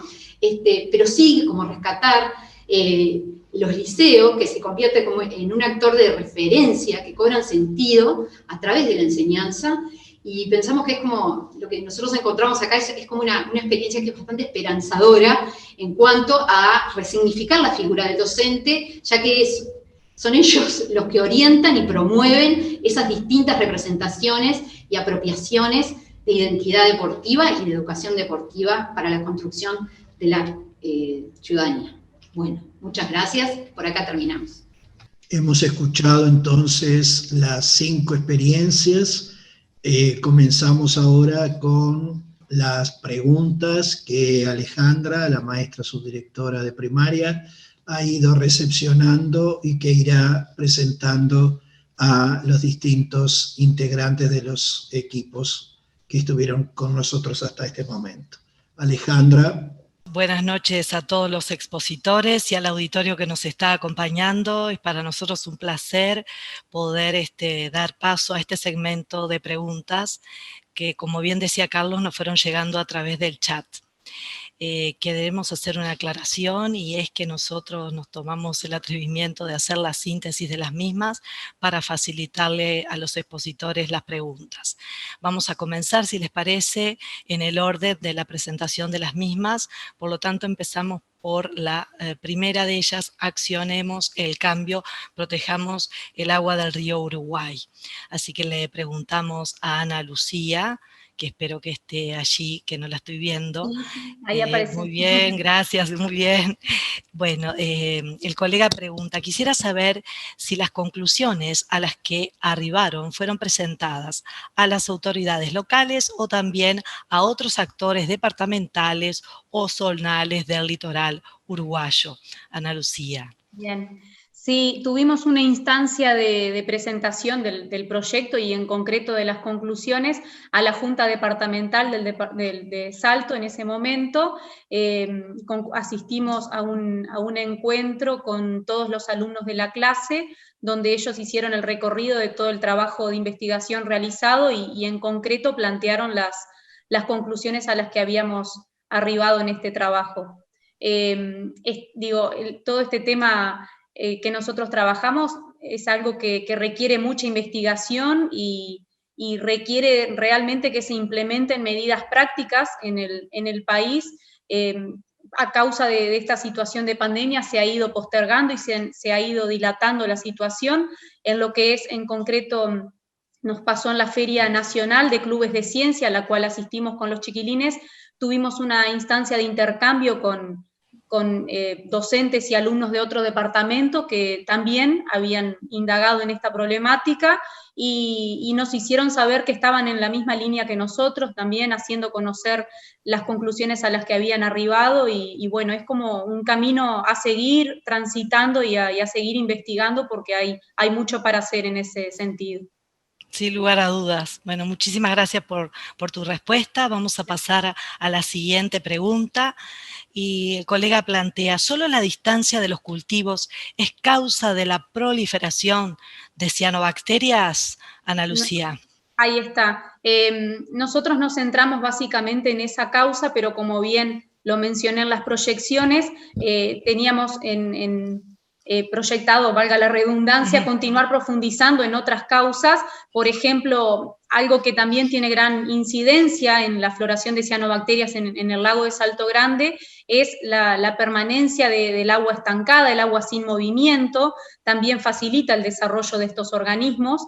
Nosotros nos centramos particularmente en el embalse de Salto Grande, que es el lugar donde inició nuestra investigación. Si bien sabemos que las cianobacterias aparecen en otras regiones también, en otras zonas donde no se da la presencia de embalses, de represas, ¿no? Por ejemplo, en las costas del este es muy común también que aparezcan. Bueno, ahí serían otras las causas también para indagar de por qué su aparición.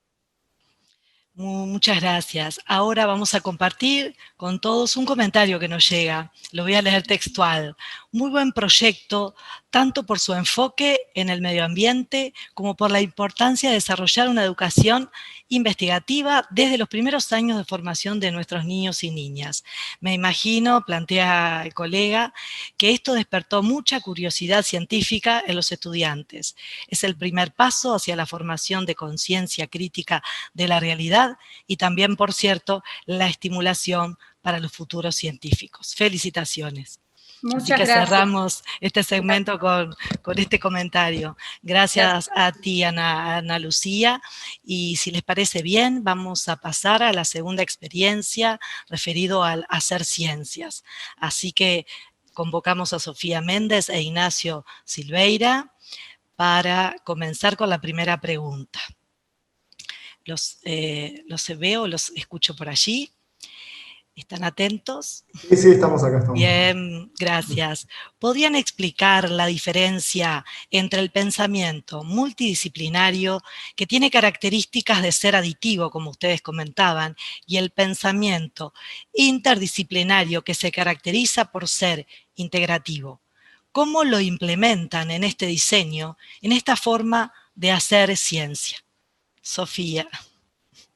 Bueno, vamos a ir contestando como, bueno, Bien. nosotros, como dijimos en la presentación, partimos de un enfoque multidisciplinar, o sea, abordábamos un tema. En el caso de quinto biológico, la asignatura biología tenía un rol protagónico, proponíamos el tema y desde las distintas asignaturas se iba viendo de qué manera podían engancharse al proyecto. Por ejemplo, desde matemática, si se podía graficar algo, desde dibujos, si se podía registrar alguna observación. Ese aprendizaje compartimentado y desde el punto de vista disciplinar nos dimos cuenta que en realidad no producía aprendizajes significativos en los alumnos. Entonces pasamos a un proyecto, digamos, interdisciplinar, donde las asignaturas o las áreas de conocimiento son una excusa, digamos, para implementar diversas estrategias de enseñanza y aprendizaje. Bueno, la idea, lo que plantea Sofi, es como un recorrido más histórico del proceso y cómo nos fuimos moviendo y cómo nos enmarcamos. La realidad es que, como el nombre de la presentación dice, hacer ciencia implica un recorrido por todos los niveles: disciplinar, multidisciplinar, interdisciplinar y hasta por momentos transdisciplinar. Entonces, a lo largo del proyecto, el proyecto tiene su espacio, pero también las asignaturas tienen su espacio. No es como que le pedimos prestado las asignaturas y por eso también hay un abordaje multidisciplinar, porque también se dan las disciplinas por separado, más allá del espacio interdisciplinar. Entonces nos vamos moviendo por un trayecto que vamos, venimos y usamos recursos de diferentes cuestiones.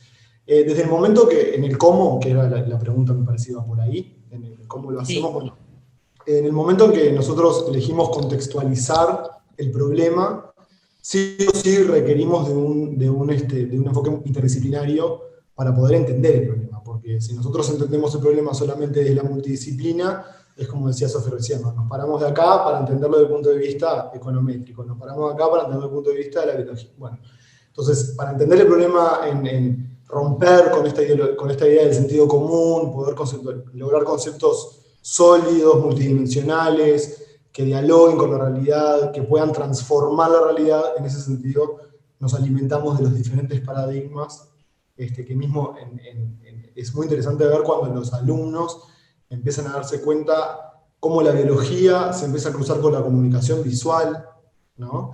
Y cómo se cruza con la química, y ellos en ese choque entre paradigmas es donde la interdisciplina tiene su riqueza, que bueno, no llega a ser un nuevo paradigma que lo explica todo, porque si no ahí ya estaríamos en la transdisciplina, pero sí en este cruce, en estos conjuntos en común, es donde ellos empiezan a encontrar la riqueza de la interdisciplina. Que no solo pone en diálogo los contenidos y la metodología, sino que también implica acuerdos y planificación conjunta, ¿no? O sea, por un lado está lo metodológico de cada asignatura, de cada disciplina, lo conceptual de cada disciplina, que perdón si me extiendo mucho, pero se me viene a ver un recuerdo, que es la ficha cero con la cual nosotros arrancamos. Hacemos el clásico juego que se ha hecho en muchos contextos, ¿no? Que uno tiene los ojos cubiertos, otro le da para probar algún ingrediente o alguna fruta, y hay una observación guiada, ¿no? Bien de la biología, y es, bueno, ¿cuál es su estado? Le hacemos como preguntas para encontrar la riqueza en eso de que ellos responden. Algunos responden sólido, otros responden podrido, fresco, etcétera, etcétera. Entonces, ya en esa riqueza es donde la interdisciplina se empieza a cruzar, y nosotros, como también decíamos en la presentación, esto lo hacemos explícito en todo momento. Cuando se terminan las fichas o cuando se termina algún proceso, se propone una ruta de autoevaluación o coevaluación entre pares para que ellos logren identificar, bueno, qué explicación de qué asignatura, qué habilidad, qué competencia, qué concepto se cruzó, es lo mismo para los dos, es diferente, pero podemos encontrar un punto en común. Y bueno, y también, y sigo, encontrar lo rico de la interdisciplina entre lo que es la ciencia y la no ciencia, ¿no? Que también ahí hay cruces muy interesantes, y creo que a la hora de observar y transformar la realidad es lo que más enriquece. Eso de lo científico y lo no científico también tiene que tener un cruce interdisciplinar, por así decirlo. Muchas gracias, Ignacio y Sofía, por lo completo de la respuesta. Y tenemos dos preguntas que se articulan entre sí, que tienen que ver con la evaluación. Por eso, si me permiten, se las voy a formular en conjunto. Cualquier duda la volvemos a leer. ¿Cómo articulan el trabajo evaluativo durante este módulo interdisciplinario, nuevamente, con la evaluación, con la certificación final de cada asignatura? Y la otra pregunta que tiene que ver con esta justamente es, ¿de qué manera evalúan el proceso de cada alumno? ¿Tienen diseñada alguna lista de cotejo? Bien, arranco yo para hacer una introducción y Sofía después profundiza. Para lograr responder, me parece que está bueno primero tener en claro, como lo dijimos en la presentación, pero profundizamos en esto, entender que este trabajo es centrado en el alumno. El tiempo de habla nuestro, o sea, el conocido como TTT, el tiempo de habla del docente se reduce a un 20% dentro de la clase y el 80% es producción de ellos. Entonces, para entender cómo evaluamos, y ahora Sofi le va a presentar unas rúbricas que tenemos también ya preparadas para presentar y eso, hay que entender que ellos están en constante producción y que somos 4 docentes adentro del aula en constante monitoreo. No estamos en el escritorio charloteando, lo hacemos a veces, pero no estamos, sino que estamos siempre monitoreando en mesas de trabajo, compartiendo. Eso es como para englobar, y ahora Sofi profundiza. Muchas gracias. Bien. Es un equipo completo. Sí. Bueno, vamos a mostrarles, cómo evaluamos a cada estudiante. ¿Sí? Primero, cuando nosotros hacemos fichas, ¿sí? Acá tenemos, por ejemplo, un ejemplo de ficha número 5, ¿tá? Donde, bueno, les pedimos que leyeran artículos, que identificaran palabras clave, que pueden ser de biología. Acá se engancha con el trabajo de la compañera, cianobacteria, eutrofización, proliferación, hay conceptos de biología, de química, ¿sí? Posible pregunta investigable, y también tenemos iconos o imágenes, o sea que también lo linkeamos con la comunicación visual. Cada una de estas rúbricas, de estas fichas, perdón, tiene una rúbrica, ¿sí? Para la corrección. ¿Ah? Entonces, realizamos la rúbrica y se lo entregamos al grupo en sí. Ahora, nosotros, a su vez, tenemos tenemos anexo al carné, al boletín, ¿sí? En la primera reunión, digamos como una rúbrica con un comentario acerca del proceso de ese grupo. ¿Tá? O sea, evaluamos en la categoría contenidos, competencias y las tareas. Y colocamos un nivel de logro. Esto ellos lo reciben anexado al boletín de la primera reunión para que se lleven, digamos, una puesta a punto de cómo vienen trabajando. ¿Tá? Por equipo, lo hacemos por equipo. A su vez, como decía Nacho, somos 4 docentes monitoreando el trabajo, o sea, que cuando planteamos una actividad, vamos monitoreando y vamos viendo los chiquilines cómo trabajan, quién trabaja. Por otro lado, cuando hacemos ahí está. Esto es la libreta, ¿sí? La libreta del proyecto. Usamos una categoría de colores, digamos, donde cada color representa un concepto y si esa tarea hay que reformularla o no. Y todo eso lo hacemos, ¿sí? En el equipo, en el estudiante, o sea, por ejemplo, el equipo que se llama Agroli tiene 3 estudiantes, estudiante 1, 2 y 3, y acá tenemos trabajos que son individuales y trabajos que son grupales. Entonces nosotros cuando vemos, cuando cotejamos para hacer el juicio, digamos, hay algunos trabajos que son individuales y otros que son grupales, y a partir de allí formulamos el juicio o el comentario de la reunión. Con respecto a la lista de cotejo, tenemos, ¿sí?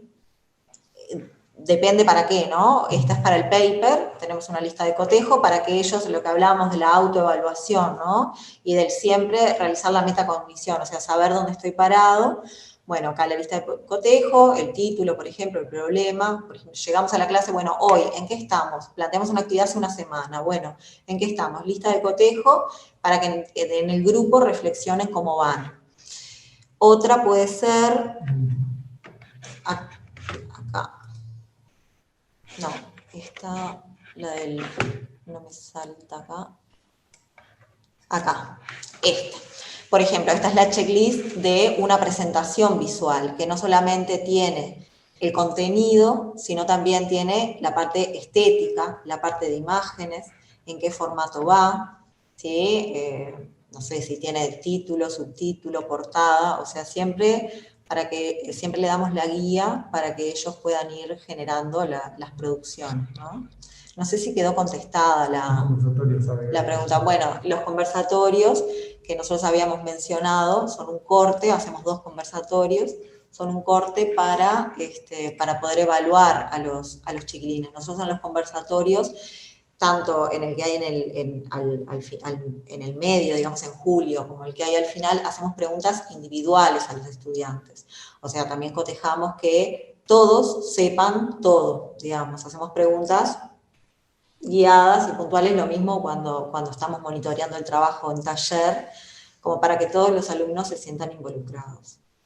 No sé si quedó contestada. Sofía e Ignacio, agradecemos lo detallado de las respuestas a estas preguntas, así como la generosidad en mostrarnos este material tan valioso y tan dedicado que acabamos de ver. Muchas gracias a ambos.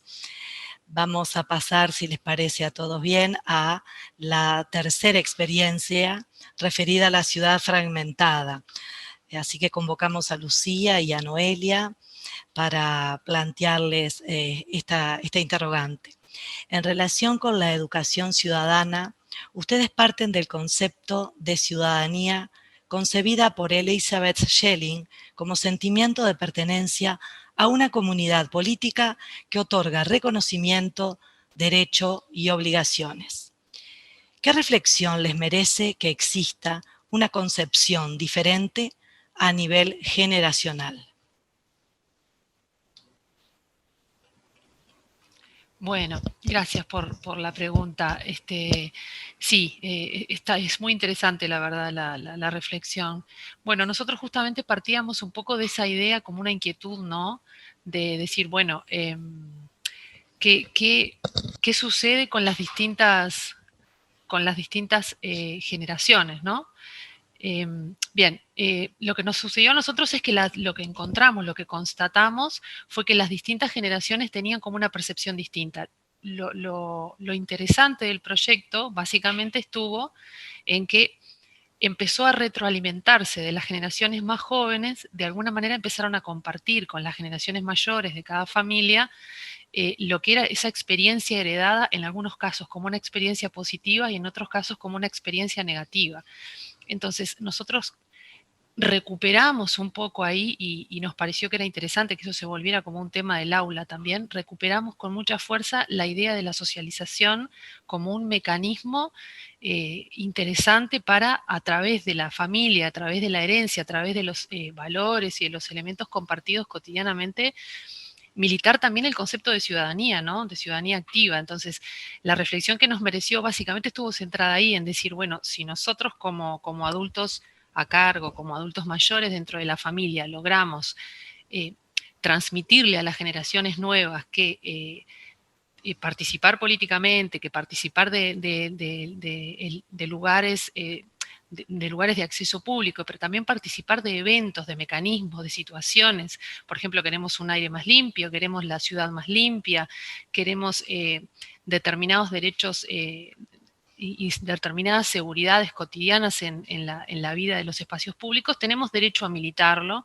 y tenemos la posibilidad de hacerlo, de ir a una marcha, de participar en proyectos comunitarios, de presentarnos en proyectos municipales, y bueno, todo eso se tiene que transmitir de las generaciones más grandes a las más jóvenes, porque constatamos que en realidad era mucho más fuerte lo heredado que a veces la raigambre territorial, que sin importar si los alumnos en realidad vivían en el corazón mismo de Carrasco, por ejemplo, donde nosotros estábamos, o en zonas más lejanas, que había algunas familias que estaban en zonas más lejanas, sin importar eso, lo que más pesaba en realidad para la percepción del espacio era la pauta heredada.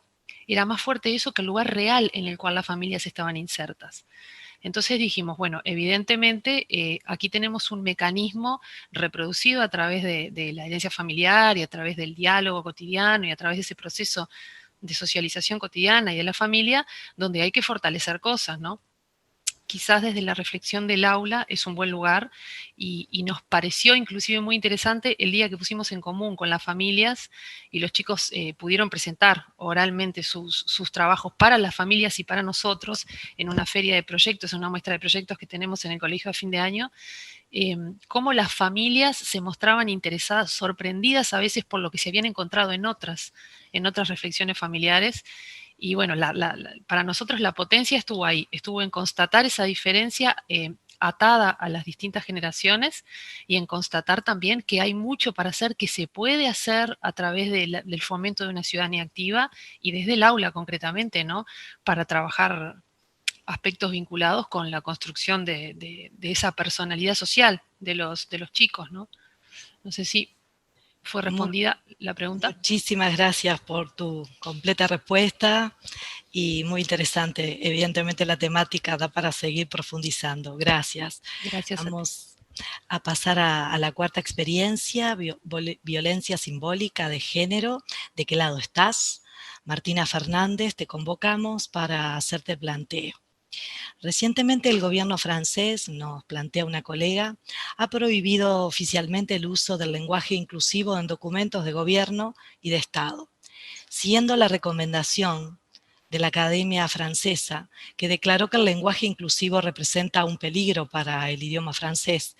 ¿Qué podría decir sobre ese tipo de reacción como la del gobierno francés? ¿Puede significar un retroceso en la búsqueda de la igualdad de género? Buenas, bueno, gracias por la pregunta. En realidad lo primero que me surge responder es que hay muchas formas de lenguaje inclusivo, y en general la que suele rechinar más y la que suele generar más resistencias es esa que incluye la E o la X como género gramatical. Sin embargo, hay otras maneras de poder incluir que no son agramaticales, digamos, es decir, sin romper ninguna regla gramatical de la lengua, de ninguna lengua, y que igualmente ponen el foco las diferencias o las desigualdades de género que puede haber en algunas comunidades. Eso es importante, y respecto de esto hay una guía de la ONU sobre el lenguaje inclusivo, que está, me parece que en 5 idiomas, me parece, que ustedes la pueden buscar, entran al buscador y ponen lenguaje inclusivo ONU, y enseguida les salta, que para los que estén interesados pueden buscar por allí. A mí lo que se me ocurre es preguntarnos por qué hay algunas formas de lenguaje, de cambios lingüísticos en general, ya no solamente hablando del lenguaje inclusivo, ¿no? Sino por qué hay algunos cambios que los tomamos sin problema y no nos cuestionamos ni de dónde salieron, mientras que hay otros que sí generan mayor resistencia, ¿no? Entonces, yo me pregunto, por ejemplo, si un gobierno X cualquiera sería capaz de venir, por ejemplo, a la gente de Rocha y decirles, no, ustedes tienen que dejar de usar el tú porque la variedad que se usa en Uruguay es con voceo, y entonces empiecen a usar voz. A nadie se le ocurriría, ¿verdad? Me parece ahí que también hay que tener un poco presente que el lenguaje es una actividad muy, muy personal, muy propia, digo.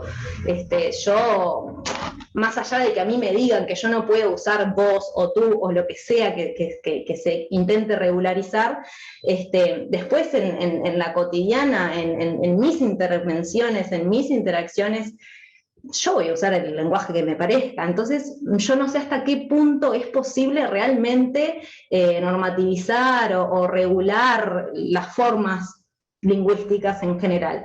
Más allá de que, por supuesto, me parece que nadie cuestionaría que necesitamos, sin dudas, una serie de lineamientos básicos como para poder comunicarnos, ¿no? Yo no puedo empezar a decir el día de mañana que esto que tengo acá adelante no es un monitor, sino que es un árbol, porque entonces ahí ya sería imposible incluso comunicarnos. Pero acá estamos hablando de otra cosa, que es más bien político, y no es tanto en realidad un fenómeno lingüístico. Entonces, desde ese lugar, me parece que hay que pensarlo en tanto fenómeno político.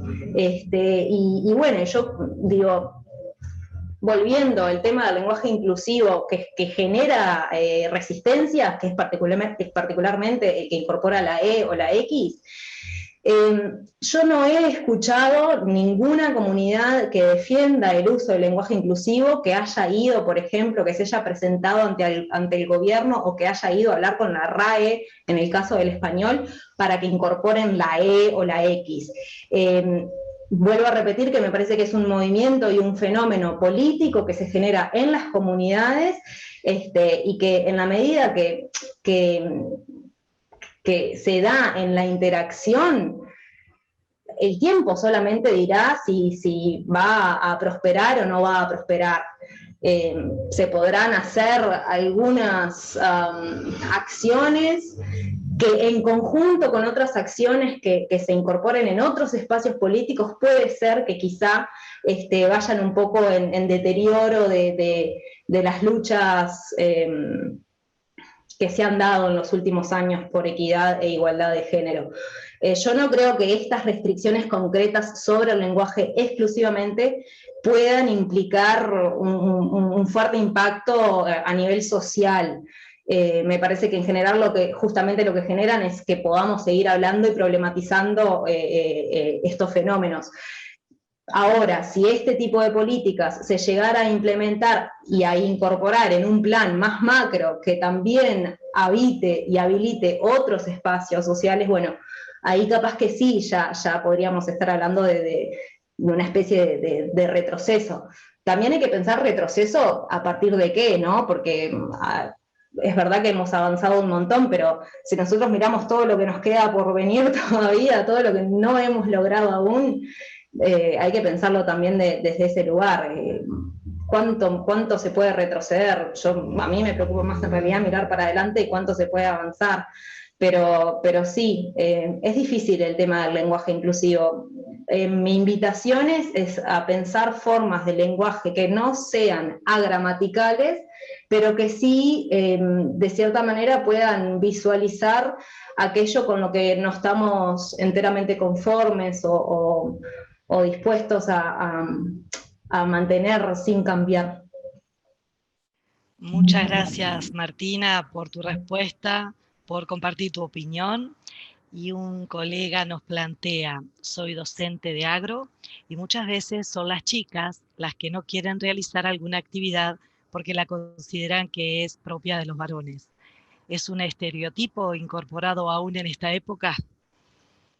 Aún en esta época, aún en este día y en este mismo minuto y segundo están pasando seguro muchísimos comerciales en el mundo en donde están perpetuando estereotipos y prejuicios de género, sin dudas. Ahí me parece que el desafío va por el lado de poder invitar no solamente a las niñas, sino también a los niños a deconstruir esos estereotipos, ¿no? Y a pensar por qué creemos que hay ciertas actividades que son de varones, y posiblemente eso también se acompañe de que hay otras actividades que son solamente de nenas, porque esto siempre en general viene como por dos lados de la misma moneda, digamos, ¿no? Cuando asociamos una serie de comportamientos o características al género masculino, necesariamente hay otra serie de comportamientos y características asociadas al género femenino que en general suelen ir en oposición, esta división binaria, sexuada de todo el espectro social, ¿no? Porque ya no es solamente por ejemplo, no sé, esto de que la enfermera y el doctor, ¿no? Sino que en realidad va mucho más allá de cuestiones concretas de estereotipos de género que se ven en actividades. Me parece que es un buen espacio fértil para poder empezar a pensar alguna dinámica que, atendiendo al contexto concreto de la colega que hizo la pregunta, se pueda diseñar alguna acción, que para eso me pongo a las órdenes.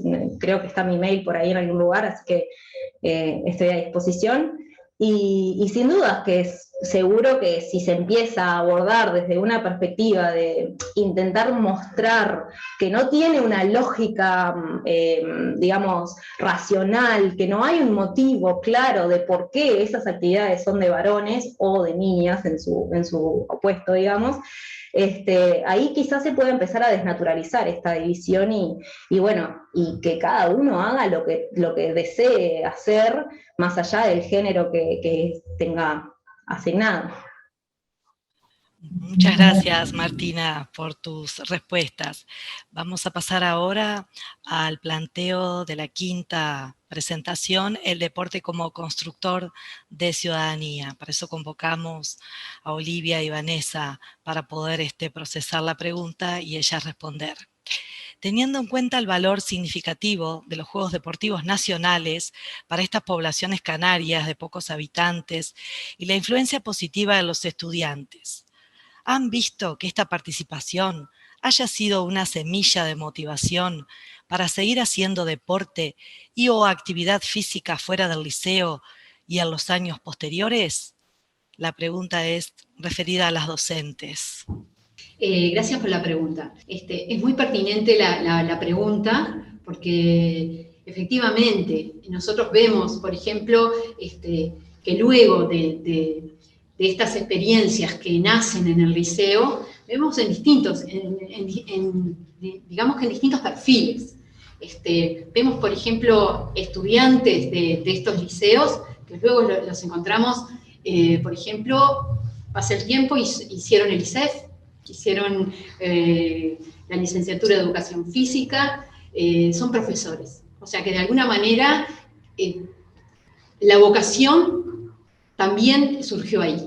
A nivel de lo que es la práctica de esto en cuanto a una vocación, ¿no? Que es tan importante en esta edad, en la adolescencia, y donde se empieza a definir. Por otro lado, lo que es la práctica deportiva, desde la participación de los juegos, en los juegos deportivos, desde lo que es, yo vuelvo a rescatar otra vez, ¿no? La educación deportiva que se da en estos liceos, creemos que es, que es totalmente, como la pregunta dice, un semillero a lo que es el gusto de la práctica deportiva. Esa posibilidad, por eso nosotros, esa conciencia esa conciencia cívica como ciudadano, de ese derecho al gusto de la práctica deportiva. Que pensamos que puede ser hacia un deportista que hace su vocación, que hace una carrera. Nosotros en Canelones, el fútbol, ustedes no se imaginan la identidad que tiene en estas localidades. Entonces, creemos, por eso decíamos nosotros que en ese abanico que se logra acá, es tan rico también. Por supuesto que al que le gusta el fútbol lo va a practicar y lo aplaudimos, ¿no? Pero también como darle generar esas oportunidades, como ese semillero, como dice, para luego la práctica. Y nosotros hoy, por ejemplo, estamos viviendo, más allá de la pandemia, una singularidad, porque nosotros lo hicimos en el año 2018 y 2019, de un proyecto de un gimnasio en Empalme Olmos, municipal, departamental. Entonces nosotros vemos ahí, de alguna manera, para contestar a la pregunta que venía, de alguna manera, quizás retomemos la investigación dentro de 4 años o 5, a ver qué ha sucedido cuando en una de las localidades que nosotros, justamente por tener esa singularidad que nosotros hablamos, que era solo el liceo y el programa Juegos Deportivos, va a haber otro actor social que también, por supuesto, que también va a generar una educación deportiva, y nosotros pensamos que justamente que es en pro, ¿no? Es en pro lo que está sucediendo y lo que va a suceder, sin lugar a dudas, en Empalme Olmos, por ejemplo, que en este momento justamente surge, después de estos 2 años que nosotros estudiamos. Así que sí, en respuesta a la pregunta, es un semillero en muchas diferencias, para una vocación, para una práctica deportiva quizás más sistemática, o para el disfrute del derecho a hacer una práctica deportiva. Por ahí creo que fue la respuesta. Muchísimas gracias por tu respuesta. Aprovechamos a agradecer a cada uno de ustedes, los ponentes, por el tiempo dedicado a estas completas respuestas, y esperamos sacarlos ahora para realizar el cierre. Muchas gracias, buenas noches. Bueno, luego de las presentaciones que escuchamos, que creo que todas nos aportaron ideas, nos aportaron temas para seguir pensando, los invito para encontrarnos el miércoles próximo a las 18 horas, como siempre, que tendremos el gusto de escuchar a Mariana Maggio con una conferencia que ella ha titulado Educación en Pandemia guía de supervivencia para docentes y familias. Gracias a todos por habernos acompañado y nos vemos el miércoles próximo.